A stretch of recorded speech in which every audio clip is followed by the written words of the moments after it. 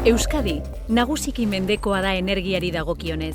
Behar dituen baliabide energetikoetatik, erregai fosilak eskari energetikoaren 169 dira, eta importazio elektrikoak 114.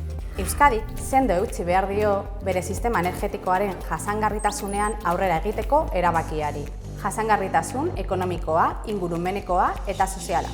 Helburu hirukoitza lortzeko, zenbait funtsezko alderdi daude, baina oinarrizko bektorea efizientzia energetikoaren sustapena maximizatzea da, eta horrela, aurrezpen energetikoaren arloko jarduketak intentsifikatzea. Azken 3 hamarkadetan, Eusko Jaurlaritzak sendo eta arrakastarekin lan egin du intentsitate energetikoa txikitzeko, baina hori, bide luzea da eta bide horretan aurrerapen teknologikoak egunero aukera berriak irekitzen ditu. Erabaki bakoitza garrantzitsua da. Energiaren bidea. Eusko Jaurlaritza, Euskadi, auzolana.